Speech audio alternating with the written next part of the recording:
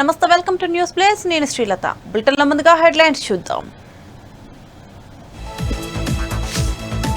నర్సీపట్నంలో పాత నేరస్తుడు అరెస్ట్, వలపన్ని అదుపులోకి తీసుకున్న పోలీసులు.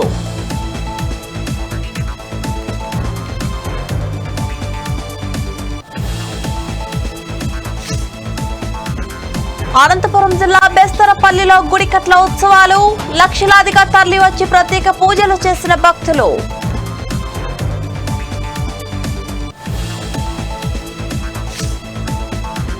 భద్రాద్రి జిల్లా ఏడుళ్ల బయ్యారంలో చోరీ, సాయిబాబా ఆలయంలో హుండీ మాయం.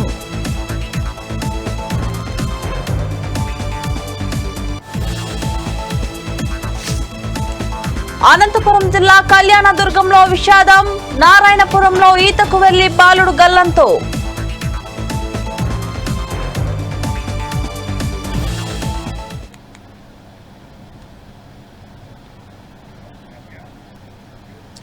వరంగల్ జిల్లా మామనూరు ఎయిర్పోర్ట్ పరిసర గ్రామాల్లో హైటెన్షన్ నెలకొంది. వరంగల్ నెక్కొండ హైవే 5 గ్రామాల రైతులు ఆందోళన చేపట్టారు. భూ సర్వే కోసం వచ్చిన అధికారులను రైతులు అడ్డుకున్నారు. ఈ క్రమంలో ఆర్డీఓ సత్యపాల్, రెవెన్యూ అధికారులతో రైతులకు వాగ్వాదం జరిగింది. ప్రభుత్వం న్యాయం చేయాలంటూ భూ నిర్వాసితులు ధర్నా చేశారు. పోలీసులు భారీగా మోహరించారు. నక్కలపల్లి, గుంటూరుపల్లి, నల్లకుంట, గాడిపల్లి రైతులు ఆందోళన చేశారు. తమ ఊరికి వచ్చే రోడ్డుకి ప్రత్యామ్నాయ రోడ్డు కావాలని డిమాండ్ చేశారు. మార్కెట్ ధరకు తగినట్టుగా పరిహారం ఇస్తేనే భూములు ఇస్తామని తేల్చి చెప్పారు.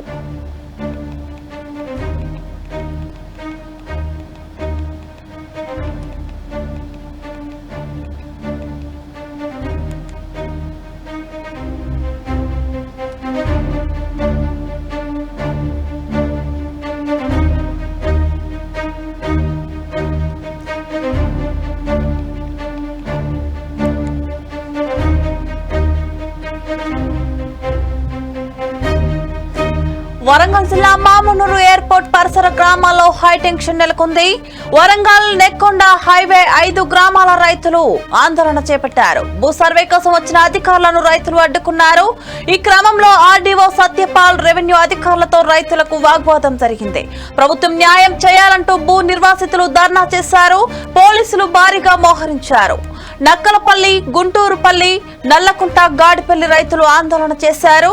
తమ ఊరికి వచ్చే రోడ్డుకి ప్రత్యామ్నాయ రోడ్డు కావాలని డిమాండ్ చేశారు. మార్కెట్ ధరకు తగ్గట్టుగా పరిహారం ఇస్తేనే భూములు ఇస్తామని తేల్చి చెప్పారు.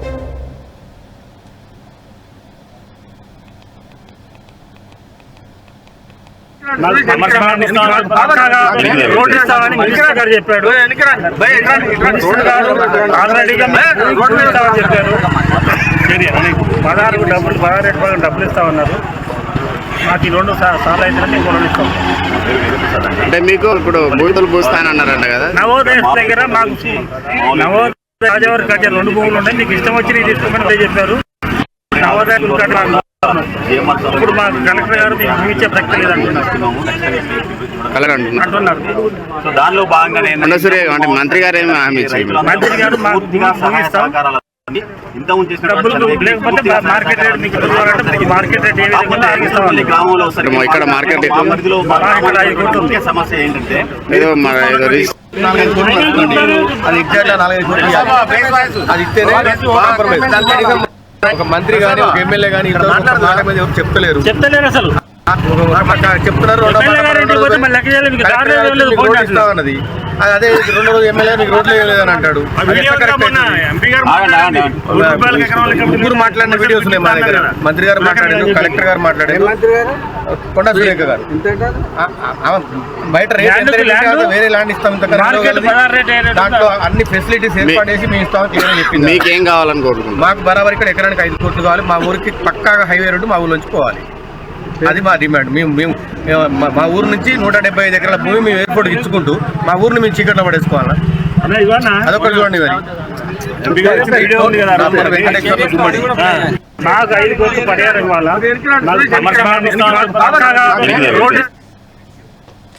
దీనిపై మరింత సమాచారం మా ప్రతినిధి సుధాకర్ అందిస్తారు. సుధాకర్, చెప్పండి. వరంగల్ జిల్లా మామూలులో మాత్రము నూతనంగా ఎయిర్పోర్ట్ చేయడానికి కేంద్ర ప్రభుత్వం నిధులు ఏర్పాటు చేసింది. అయితే ఎయిర్పోర్ట్ కు సంబంధించిన భూ వివాదం అంతా తెర మీద రావడం జరిగింది. గతంలో చూసుకుంటే ఇక్కడ సుమారు 950 ఎకరాలతోటి ఇక్కడ ఎయిర్పోర్ట్ నిర్మాణం చేపట్టడం జరిగింది. 50 సంవత్సరాల తర్వాత మళ్ళీ ఆ ఎయిర్పోర్ట్ కు సంబంధించిన ఆ భూమి వాటా మళ్ళీ బయట రావడం జరిగింది. సో ఈ నేపథ్యంలో మళ్ళీ నూతనంగా ఏర్పాటు చేస్తున్న అంటే ఎయిర్పోర్ట్ ఏర్పాటు చేసిన నేపథ్యంలో మాత్రం కొంత భూమి అవసరం నేపథ్యంలో అక్కడ పరిసర ప్రాంతంలో 4 గ్రామాల ప్రజల దగ్గర భూమి కొనుగోలు చేయడం కోసం రాష్ట్ర ప్రభుత్వం కసరత్తు ఏర్పాటు చేయడం. అయితే అక్కడ ఉన్న రైతులు మాత్రం ఖచ్చితంగా మాకు ఎకరానికి 5 కోట్ల రూపాయలు ఇస్తేనే మేము భూమి మీకు ఇస్తాము. అంతేకాకుండా మా గ్రామానికి వెళ్లే దారిలో ఖచ్చితంగా నేషనల్ హైవే దారి కల్పిస్తేనే మేము భూమి ఇస్తామని మాత్రం వాళ్ళు 4 గ్రామాల ప్రజలు రోడ్డుకి ధర చేసిన పరిస్థితి నెలకొంది. ఏదేమైనా హైదరాబాద్ తర్వాత వరంగల్లో ఎయిర్పోర్ట్ నిర్మాణం కోసం కేంద్ర రాష్ట్ర ప్రభుత్వం నిధులు ఇవ్వడం జరిగింది. దీని తర్వాత వరంగల్లో మళ్ళీ మామూలుగా మరోసారి ఏర్పాటు కోసం మాత్రం కసరత్తు చేసిన నేపథ్యంలో మాత్రం 4 గ్రామ ప్రజలు మాత్రం గతంలో చూసుకోవచ్చు. అక్కడ ఉన్న భూములు పోతున్న రైతులు కానీ అలాగే నష్టపరిహారం కట్టిస్తున్న వాళ్ళు ఖచ్చితంగా ఎకరానికి 5 కోట్లు ఇస్తేనే మేము మీకు భూములు ఇస్తాము, లేని పక్షాన అవుతుంది భూములు లేని మాత్రము గత 3 ఏళ్ళుగా రైతులు రోడ్డుకి ధర్నా చేసిన పరిస్థితి లేకుండా కూర్చుంటారు. మరి ఇప్పుడు రైతుల డిమాండ్స్ ఎలా ఉన్నాయి, ఏ విధంగా ఉన్నాయి సుధాకర్?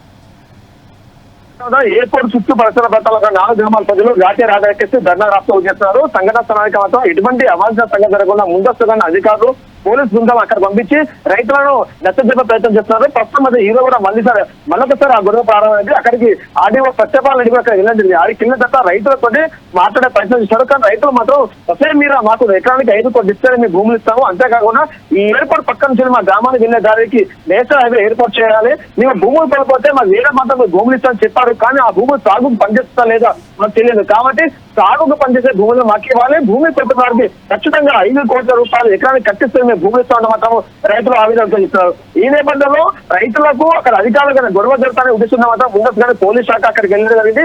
పోలీసులు ఇది రైతులు ఎంత శాంతి చేసే ప్రయత్నం చేస్తూ ఉంటారో రైతు వద్ద ఎవరు శాంతి కావట్లేదు. ఖచ్చితంగా మాకు అనుకున్నట్టు మాకు భూములకు డబ్బులు చెల్లిస్తేనే మేము భూములు ఇస్తాము, లేని పక్షాన భూములు ఇవ్వడం మాత్రం రైతులు అందరూ చేస్తున్నారు. సుధాకర్, రైతుల డిమాండ్ల పైన అధికారులు కానీ పోలీసులు కానీ ఏ విధంగా స్పందిస్తున్నారు? ప్రస్తుతం చూసుకుంటే మాత్రం రైతులు ఒకటే మాట అంటున్నారు. గతంలో అంటే సుమారు 50 సంవత్సరాల క్రితం వరకు మాత్రం అక్కడ ఎయిర్పోర్ట్ కొనసాగింది. దాని తర్వాత కొన్ని అనివార్య కారణాల వల్ల ఎయిర్పోర్ట్ బంద్ అవుతుంది. అయితే ఇప్పుడు తెలంగాణలో కాంగ్రెస్ ప్రభుత్వం తర్వాత హైదరాబాద్ తరహాలో వరంగల్ కూడా 2వ రాజధానిగా పేరు దాచింది.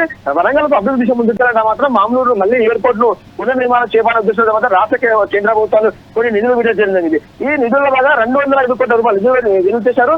దానికి సంబంధించిన భూముల పరిశీలన దాని అభివృద్ధి కోసం ఎటు చేస్తే మాత్రం 30 నెలల కాల వ్యవధిలో మళ్ళీ కంపెనీ ఎయిర్పోర్ట్ ప్రారంభించే ఉద్దేశంలో మాత్రం నిధులు కేటాయించారు. అయితే ఇప్పుడు చూసుకుంటే భూముల్లో కొంచెం తక్కువ మాత్రం పక్కన రైతుల దగ్గర భూములు కొనుగోలు చేసే తక్కువ మాత్రం సుమారు 250 ఎకరాల భూమి కొనుగోలు చేయాల్సింది. ఈ భూముల కొనుగోలు విషయంలో ఇటు అధికారులకు ఇటు రైతులకు ఇది ఒక తీవ్ర వాగ్వాదం కొనసాగుతుంది.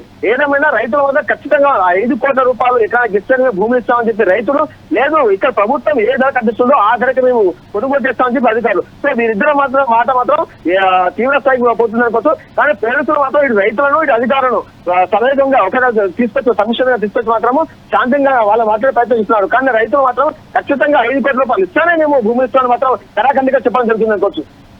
Okay, thank you Sudhakar.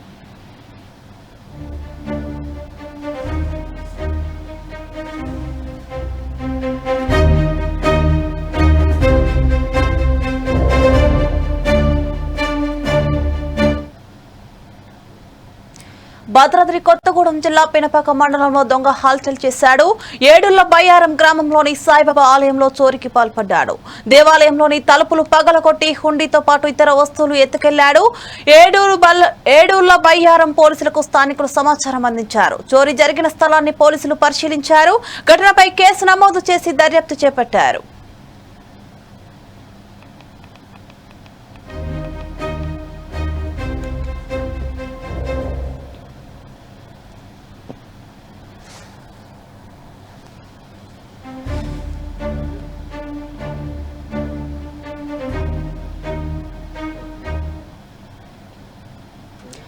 Anakapalli జిల్లా నర్సీపట్నంలో పాత నేరస్తుడు రౌతు మల్లేష్ ను పోలీసులు అదుపులోకి తీసుకున్నారు. వివిధ జిల్లాల్లో 66 కేసులలో మల్లేష్ ముద్దాయిగా ఉన్నట్లు పోలీసులు తెలిపారు. మల్లేష్ ను పారిపోతుండగా ప్రాణాలకు తెగించి నర్సీపట్నం రూరల్ సిఐ రేవతమ్మ, పట్టణ సిఐ గోవిందరావు, ఎస్ఐలు ఉమా మహేశ్వరరావు, రమేష్లతో పాటు మాకవరపాలెం ఎస్ఐ దామోదర్ల చాకచక్యంగా పట్టుకున్నారు. మల్లేష్ తో పాటు నరేష్ అనే వ్యక్తిని అరెస్ట్ చేసి వారి వద్ద నుంచి 11 ప్యాకెట్లతో 22 కేజీల గంజాయి, 138 గ్రాముల బంగారు ఆభరణాలు, 20 తులాల వెండి ఆభరణాలు, 45,000 రూపాయల నగదును స్వాధీనం చేసుకున్నట్లు పోలీసులు తెలిపారు. వారిపై కేసు నమోదు చేసి రిమాండ్కు తరలించామని అన్నారు. నేరస్తులను పట్టుకున్న పోలీసులను డీఎస్పీ అభినందించారు. మల్లేష్ అని చెప్పి ఈయన్ని పట్టుకోవడం జరిగింది. ఆయన వెనకాల కూడా నవీన్ అని చెప్పి ఆయన్ని కూడా పట్టుకోవడం జరిగింది. వాళ్ళని తనిఖీ చేయగా వాళ్ళ దగ్గర వాళ్ళు తీసుకొస్తున్న స్కూటీలో సుమారుగా ఒక 22 కేజీల గంజాయి ఉంది. అట్లానే అందులోనే డిక్కీలో కొంత గోల్డ్ ఆర్నమెంట్స్ కూడా ఉన్నాయండి.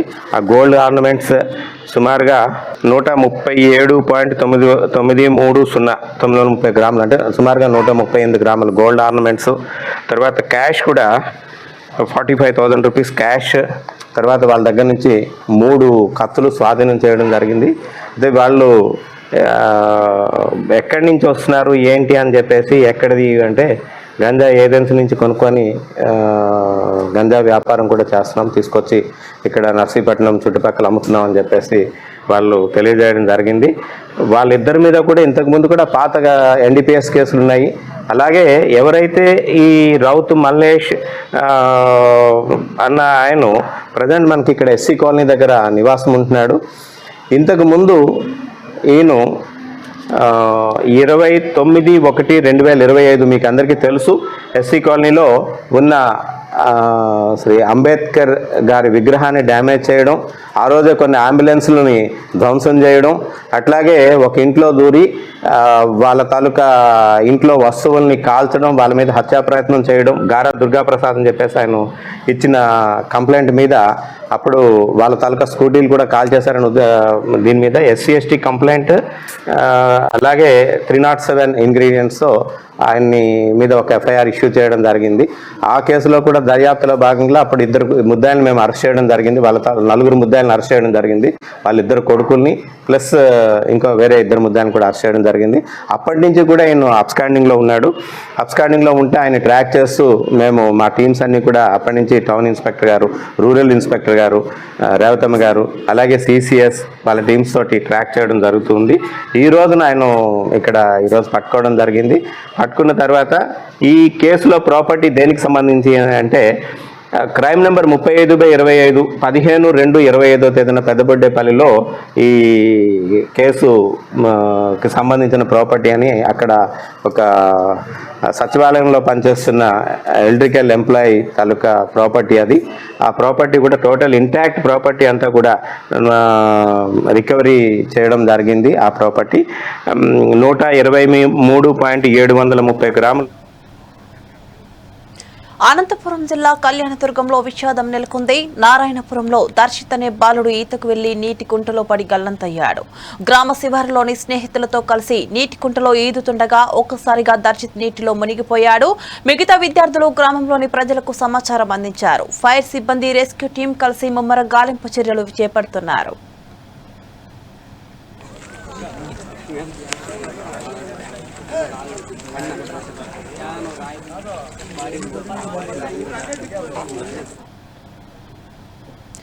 అనంతపురం జిల్లా కొందుర్పి మండలం బెస్తరపల్లి గ్రామంలో గుడికట్ల ఉత్సవాలు వైభవంగా నిర్వహించారు.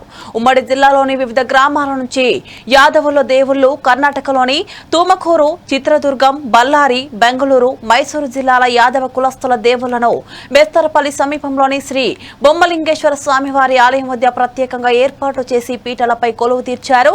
దేవతామూర్తులకు మొక్కులు సమర్పించి దొడ్డదేవర పండుగ నిర్వహించారు. బొమ్మదేవర ఆలయంలోని దేవతామూర్తులకు ప్రత్యేక పూజలు చేశారు. లక్షలాదిగా తరలివచ్చిన భక్తులకు గ్రామానికి చెందిన ప్రముఖ పారిశ్రామికవేత్త కృష్ణమూర్తి ఆధ్వర్యంలో అన్నదానం చేశారు.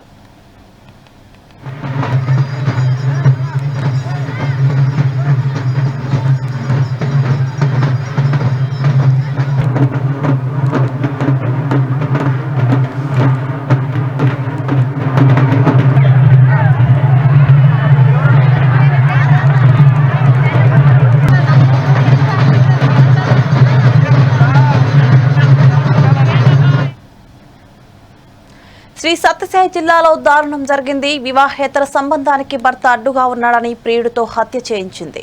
పుట్టపర్తి మండలం వెంకలమ్మ చెరువు గ్రామానికి చెందిన నగేష్ హత్యకు గురి కావడంతో కుటుంబ సభ్యులు ఫిర్యాదు మేరకు దర్యాప్తు చేపట్టిన పోలీసులు విచారణలో విస్తుపోయే నిజాలు తెలిపారు.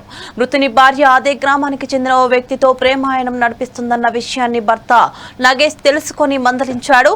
కక్ష పెంచుకున్న ప్రియుడు దివాకర్ పథకం ప్రకారం వీరాంజనేయపల్లి గ్రామ సమీపంలోని మామిడి తోటలో నగేష్ కు మద్యం తాగించాడు. అనంతరం వేట కొడవలితో దారుణంగా మెడపై నరకడంతో అక్కడికక్కడే నగేష్ మృతి చెందినట్లు డీఎస్పీ విజయ్ కుమార్ చెప్పారు. నిందితులను ఇద్దరిని అరెస్టు చేసి హత్యకు ఉపయోగించిన వేట కొడవలి సెల్ ఫోన్ స్వాధీనం చేసుకున్నట్లు తెలిపారు. నాగేష్ భార్య సునీతతో గత 2 సంవత్సరాల చనువుగా మెలగడం, ఆ చనువు అక్రమ సంబంధంగా మారడం, ఈ విషయంలో కొంత అతనికి ఉన్న ఇన్పుట్స్ నాగేష్కు, దాని తర్వాత తల్లిదండ్రులు కూడా గమనించడం, ఇంట్లో వాళ్ళ బ్రదర్సు ఆ యొక్క భార్యకు సివియర్ వార్నింగ్ ఇవ్వడం జరిగింది.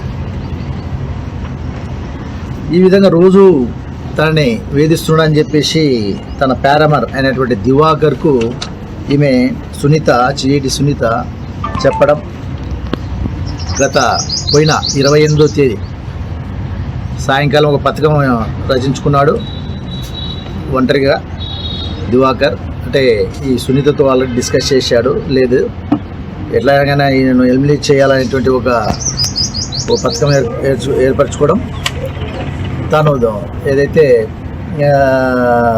డిసీజ్డ్ హై స్కూల్లో ఫోన్లో మాట్లాడుకుంటుండగా మనం మందు తాగడం చెప్పేసి చిన్నగా అక్కడి నుంచి అతన్ని బండ్లో ఎక్కించుకొని రావడం, దాని తర్వాత కర్ణాటక నాగేపల్లి దగ్గర చికెన్ ఒక 500 గ్రామ్స్ చికెన్ తీసుకోవడం, అక్కడ నుంచి కర్ణాటక నాగేపల్లి అవుట్స్కర్ట్స్లో ఉంటే బ్రాందీ షాప్ దగ్గరకు వెళ్ళి 6:24 నిమిషాలకు అక్కడికి వెళ్ళి 2 బీర్ బాటిల్స్ తీసుకోవడం జరిగింది.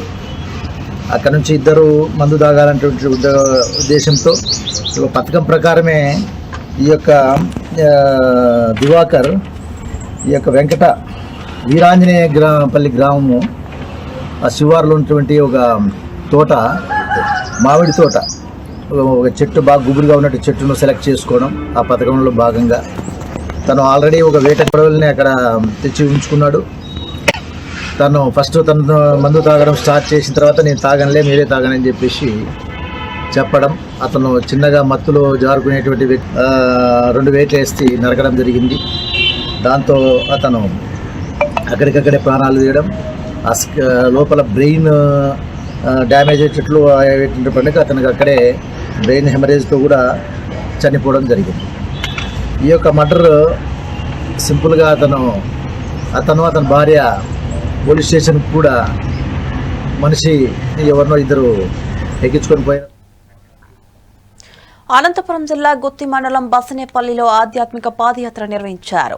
గ్రామంలో కొండపై స్వయంభూగా వెలిసిన శ్రీ గద్దెరాల తిమ్మప్ప స్వామివారి ఆలయ కమిటీ ఆధ్వర్యంలో బసనేపల్లి గ్రామం నుంచి కాసాపురం గ్రామంలోని శ్రీ నెట్టికంటి ఆంజనేయ స్వామివారి ఆలయం వరకు లోక కళ్యాణార్థం యాత్ర నిర్వహించినట్లు చెప్పారు. రాబోయే శ్రీ విశ్వావసు నామ సంవత్సరంలో సమృద్ధిగా వర్షాలు కురవాలని, పంటలు బాగా పండాలని 40 కిలోమీటర్లు పాదయాత్ర నిర్వహించారు. తొలుత శ్రీ తిమ్మప్ప స్వామివారికి ప్రత్యేక పూజలు నిర్వహించారు. అనంతరం ప్రజల శ్రేయస్సు కోరుతూ పాదయాత్ర నిర్వహించారు.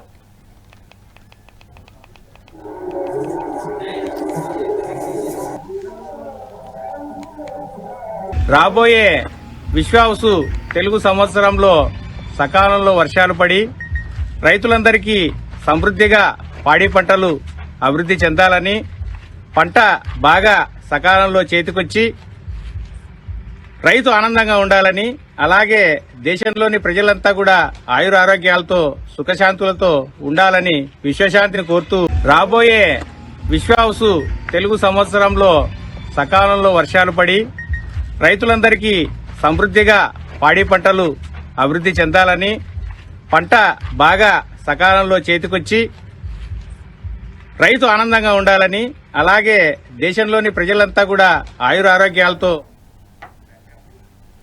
అనకాపల్లి జిల్లా దేవరపల్లిలో ఉపాధి హామీ కూలీలు ఆందోళన చేపట్టారు. బకాయిలు చెల్లించాలని నిరసన తెలిపారు. బకాయిలైనా చెల్లించండి, తిండైనా పెట్టండి అంటూ నినాదాలు చేశారు. గత 5 వారాల నుంచి బిల్లులు చెల్లించకపోవడంతో పస్తులతో ఇబ్బందులు పడుతున్నారని కూలీలు ఆవేదన వ్యక్తం చేశారు. ఉపాధి హామీ కూలీలకు వెంటనే బకాయిలు చెల్లించాలని వ్యవసాయ కార్మిక సంఘం జిల్లా ప్రధాన కార్యదర్శి వెంకన్న డిమాండ్ చేశారు. కూలీల సమస్యలు పరిష్కరించాలని అన్నారు. లేదంటే ఈ నెల 12న చలో విజయవాడ కార్యక్రమం చేపడతామన్నారు. నెహ్రూ చౌక్ వద్ద పెద్ద ఎత్తున ఆందోళన చేస్తామని వెంకన్న హెచ్చరించారు. ఉపాధి హామీ చట్టంలోనే ఈ అనకాపల్లి జిల్లాలోనే దేవరాపల్లి మండలంలోనే ఉపాధి కూలీలకు ఇవ్వాల్సినటువంటి 5 వారాలు బకాయిలు తక్షణమే చెల్లించాలని చెప్పేసి ఆంధ్రప్రదేశ్ వ్యవసాయ కార్మిక సంఘం ఈ ప్రభుత్వాన్ని డిమాండ్ చేస్తూ ఉంది. ఇప్పుడు అసెంబ్లీ సమావేశాలు అనేటువంటివి జరుగుతూ ఉన్నాయి. ఈ అసెంబ్లీ సమావేశాల్లోనే ఉపాధి కూలీలకి బడ్జెట్లో నిధులు కేటాయించి తక్షణమే బిల్లులు చెల్లించాలి. 5 వారాల నుండి ఈరోజు పనులు డబ్బులు చెల్లించకపోవడం వల్ల కూలీలందరూ కూడా తీవ్రమైనటువంటి పస్తులుండి ఈ ఆకులతో నడుక్కునేటువంటి పరిస్థితి ఈ రోజు కనిపించింది. కాబట్టి ఇది అత్యంత దుర్మార్గమైనటువంటి చర్య. కాబట్టి వెంటనే ప్రతి కూలీకి బిల్లులు చెల్లించాలని చెప్పి డిమాండ్ చేస్తా ఉన్నాం. రెండోది, ప్రతి కుటుంబానికి 200 రోజులు పనులు కల్పించాలి, 600 రూపాయలు కూలి ఇవ్వాలని చెప్పేసి కోరుతా ఉన్నాం. దీంతో పాటు గతంలో పేసిప్పులు ఇచ్చేవారు, మంచినీళ్ళకి డబ్బులు ఇచ్చేవారు, తట్టకి గుణపాంకి పారకు డబ్బులు ఇచ్చేవారు, టెంట్లు వేసేవారు. కానీ మండి టెంటలో ఈరోజు ఉపాధి కూలీలు పనిచేస్తూ ఉన్నారు. వాళ్ళు కనీస టెంట సౌకర్యం లేదు. కాబట్టి తట్ట, గుణపాం, పార, మంచినీళ్ళకి డబ్బులు ఇవ్వాలి. అదేవిధంగా ఏదైతే ట్రాన్స్పోర్ట్ డబ్బులు తామరబ్బు నుంచి లేదంటే ఇతర దూరాల నుంచి ఎవరైతే కూలీలు దూరం వెళ్ళి పనిచేస్తుంటారో వాళ్ళందరికీ ట్రాన్స్పోర్ట్ డబ్బులు ఇవ్వాల్సినటువంటి అవసరం ఉంది. వాళ్ళందరికీ ట్రాన్స్పోర్ట్ డబ్బులు ఇవ్వాలి. ఆ విధంగా కూలీలు ఆదుకోవాలి. అదేవిధంగా ఇప్పుడు ఉపాధి హామీ చట్టానికి ఈరోజు బడ్జెట్లో నిధులైనటువంటి పూర్తిగా కోత పెట్టారు. ఈ సంవత్సరం 62,000 కోట్లకి దిగిపోయింది. కాబట్టి ఇది సరైనది కాదు.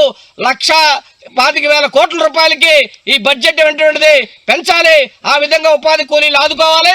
కూలీలు కేటాయించినటువంటి నిధులన్నీ కూడా ఈరోజు సీసీ రోడ్లకి, అంగన్వాడీ బిల్డింగు, సచివాలయాలకి, రకరకాల పనులకి ఈరోజు ప్రభుత్వం కేటాయిస్తూ ఉంది. దీన్ని మేము తప్పు పట్టట్లేదు. కానీ కూలీలకు ఇవ్వాల్సినటువంటి డబ్బులు సక్రమంగా ఇవ్వకపోవడం, ఆ విధంగా కూలీలు ఆదుకోకపోవడం అటువంటి దుర్మార్గమైనటువంటి చర్య. కాబట్టి కూలీలకి కేటాయించినటువంటి డబ్బులు కూలీలకు ఇవ్వాలి. మెటీరియల్ కేటాయించినటువంటి దాంట్లో మెటీరియల్ ఛార్జీలు తగ్గించి కూలీలు ఆదుకోవాలని చెప్పేసి మేము కోరుతా ఉన్నాం. దీని మీద ఈ నెల 12వ తారీఖున విజయవాడ నెహ్రూ చౌక్ దగ్గర పెద్ద ఎత్తున ఆందోళన అటువంటిది జరుగుతూ ఉంది. చలో విజయవాడ కార్యక్రమానికి ఉపాధి కూలీలందరూ పెద్ద ఎత్తున అనకాపల్లి జిల్లాని. విద్యుత్ ఛార్జీల పెంపుపై మంత్రి గొట్టిపాటి రవికుమార్ క్లారిటీ ఇచ్చారు. కూటమి ప్రభుత్వం విద్యుత్ ఛార్జీలను పెంచలేదు, పెంచబోదని స్పష్టం చేశారు. విద్యుత్ ఛార్జీల పెంపుపై వైసీపీ ఆరోపణలు అసత్యమని చెప్పారు. విద్యుత్ ఛార్జీల పెంపు పాపం మాజీ సీఎం జగన్మోహన్ దే అని ఆరోపించారు. ప్రజలను వైసీపీ నేతలు తప్పుదోవ పట్టిస్తున్నారని ఆగ్రహం వ్యక్తం చేశారు. వైసీపీ అధికారంలో ఉన్నప్పుడు 9 సార్లు విద్యుత్ ఛార్జీలు పెంచారన్నారు. వాళ్లే పెంచి ధర్నాలు చేసి వాళ్లే ప్రశ్నలు అడగడం విడ్డూరంగా ఉందన్నారు. వల్ల విపరీతంగా ఛార్జీలు చేసి ప్రజల మీద 9 సార్లు భారం వేశారు. మేమైతే కరెంటు ఛార్జీలు పెంచలేదు. వీళ్ళు 2022, 23 పెంచిన ఛార్జెస్, 22, 23, 24 పెంచిన ఛార్జెస్ ఇవాళ ప్రజల మీద భారం పడింది. ఇది మేము పెంచింది కాదు. ముమ్మాటికి సభ ద్వారా మీకు తెలియజేస్తానని, ప్రజలకు తెలియజేస్తానని గత అసెంబ్లీలో కూడా చెప్పాను, ఇప్పుడు కూడా చెప్తున్నాను. ఈ ప్రశ్న వేసే అర్హత మీకు లేదు. ఈ ప్రశ్న వేసే అర్హత లేదు. నేను మొన్న కూడా చెప్పాను, మీరు పెంచిన విద్యుత్ ఛార్జీలకి మీరే ధర్నా పిలిపెట్టడం ఇది విచిత్రమైన సంఘటన అడిగారు. దాన్ని కూడా ముమ్మాటికి మేము ఒక మాట చెప్తున్నాం సార్. విద్యుత్ ఛార్జీలు ఈ ప్రభుత్వం పెంచబోదు. ఈ ప్రభుత్వం దానికి కట్టుబడి ఉంది. మీరు పదే పదే సత్యదూరమైన మాటలు చెప్పి ప్రజల్ని మేమేదో విద్యుత్ ఛార్జీలు పెంచామనే సత్యదూరమైన మాటలు ప్రజల్లోకి తీసుకెళ్లే ప్రయత్నం గత కౌన్సిల్లో కూడా చేశారు, మళ్ళీ ఇప్పుడు చేశారు. ప్రపంచంలో ఎక్కడా లేని విధంగా వీళ్ళు పెంచిన విద్యుత్ ఛార్జీలకి వీళ్ళే ధర్నాకి పిలుపునివ్వటం, అదేవిధంగా వీళ్ళు పెంచిన విద్యుత్ ఛార్జీలకి వీళ్ళే క్వశ్చన్ వేయటం అనేది ఇదే ప్రక్రియ కొనసాగుతుంది. ప్రజలు తప్పుదాగే ప్రయత్నం చేస్తా ఉన్నారు. సార్ మీరు ఒకసారి వాస్తవాల్లోకి వెళ్తే మీరు చూడండి సార్, 2022, 23లో వీళ్ళు 8,113 కోట్ల రూపాయలు విద్యుత్ ఛార్జీలు పెంచి అప్పుడు ఈఆర్సీకి పంపించిన తర్వాత ఈఆర్సీ 3 నెలల్లో దాన్ని ప్రజల్లోకి తీసుకెళ్లాల్సిన దాన్ని తీసుకెళ్లకుండా 1 సంవత్సరం 8 నెలల పాటు పక్కన పెట్టి తర్వాత ప్రభుత్వమైన భారం వేసే ప్రయత్నం చేసింది. అదేవిధంగా 2023-24లో కూడా 11,000 కోట్ల రూపాయలు మళ్ళీ ఎస్సీకి పంపించారు. 9,400 కోట్ల రూపాయలు భారం వేసి మొత్తం 15,000 కోట్ల రూపాయలు భారం అంతా కూడా 2022-23 ఒకసారి చూడండి సార్. కృష్ణపట్నం ప్లాంట్ స్టేజ్ 2 అట్లానే BTPS స్టేజ్ 5 ప్లాంట్లకి తెలుగుదేశం ప్రభుత్వం ఉన్నప్పుడు చాలా పెద్ద ఎత్తున ఖర్చు పెట్టి రాబోయే రోజుల్లో పవర్ పనిచేసే ఉండకూడదు, మన పవర్ మనమే ప్రొడక్షన్ చేసుకోవాలనే ఉద్దేశంతో చేస్తే ఆ రెండింటిని కూడా షట్ డౌన్ చేసేసి పవర్ కొత్తగా ప్లాంట్లన్నింటి కూడా నిర్మాణం చేయకుండా చేసేసింది. అదేవిధంగా పోలవరం ప్రాజెక్టు దాదాపు 900 మెగావాట్లు వచ్చే ప్లాంట్ ని 70% పూర్తయిన పోలవరం ప్రాజెక్ట్ ని అదేవిధంగా ఆ ప్లాంట్ కూడా అట్లానే వదిలేసింది అనమాట. దాదాపు విద్యుత్ సంస్థలకు సంబంధించిన డబ్బులన్నింటిని కూడా బెవరేజ్ కార్పొరేషన్ కి మళ్లీ చిన్న కార్యక్రమం చేసింది. ఇట్లాంటి 1 కాదు 2 కాదు అన్ని కార్యక్రమాలు చేసి విద్యుత్ వ్యవస్థను అన్నింటి కూడా సర్వనాశనం చేసి. ఇవి bulletin updates. Keep watching 4 Sides TV.